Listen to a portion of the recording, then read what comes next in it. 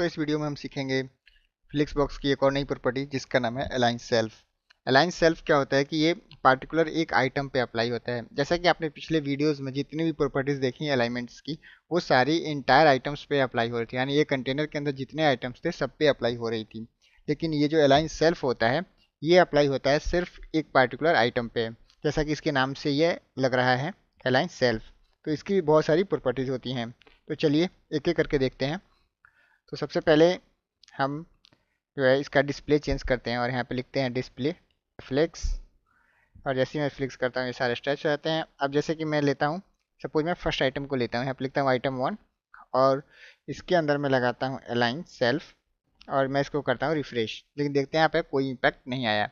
कोई इम्पैक्ट इसलिए नहीं आया क्योंकि जो हमारा कंटेनर है उसकी हाइट इतनी ही है, तो इसमें ये कोई इम्पैक्ट नहीं करेगा। तो सबसे पहले हम अपने जो कंटेनर है उसमें हम हाइट बढ़ा लेते हैं। तो मैं यहाँ पे लिखता हूँ हाइट 100 VH और इसको रिफ्रेश किया तो आप देख रहे हैं कि सारे आइटम स्ट्रेच हो गए हैं, लेकिन जो मेरा फर्स्ट आइटम है वो एंड में शिफ्ट हुआ है क्योंकि जो फ्लिक्स हमारा कंटेनर है उसका जो बाय डिफ़ॉल्ट अलाइनमेंट होता है आइटम्स का वो होता है स्ट्रेच।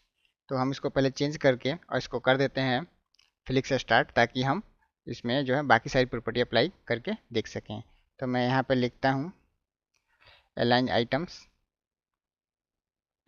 और यहाँ पे लिखता हूँ फ्लिक्स स्टार्ट और आप देखिए कि सारे आइटम्स अब टॉप में शिफ्ट हो गए, लेकिन जिसका हमने फ्लिक्स एंड किया है एक आइटम का वो अभी भी एंड में ही है।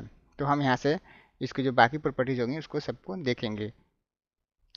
तो सबसे पहले होता है हमारा फ्लिक्स डैश स्टार्ट। तो ये क्या होता है, इससे हमारा जो आइटम है वो टॉप में शिफ्ट हो गया। अब इसमें हम चाहें तो इसको अलग अलग कर सकते हैं। जैसे मैं इसको लिखता हूँ यहाँ पे फ्लिक्स सेंटर और जब मैं इसको सेव करूँगा और रिफ्रेश करता हूँ तो देखिए जो हमारा 1 है वो सेंटर में आ गया। अब मैं इसको स्ट्रेच करूँगा तो हमारा ये स्ट्रेच हो जाएगा। कोई मैं यहाँ पे लिखता हूँ स्ट्रेच तो इसको करता हूँ रिफ्रेश, तो देखिए जो हमारा पहला आइटम है वो स्ट्रेच हो गया। हम इसको और चाहें तो बेसलाइन अलाइन भी कर सकते हैं। दोस्तों इस वीडियो में हमने सीखा अलाइन सेल्फ के बारे में। तो नेक्स्ट वीडियो में हम सीखेंगे साइजिंग के बारे में कि हम कैसे अपने फ्लिक्स आइटम को डिफरेंट साइजेस दे सकते हैं फ्लिक्स यूनिट यूज़ करके। तो मेरे साथ बने रहिए और मेरे चैनल को सब्सक्राइब कर लीजिए ताकि हम आगे इस वीडियो को कंटिन्यू कर सकें।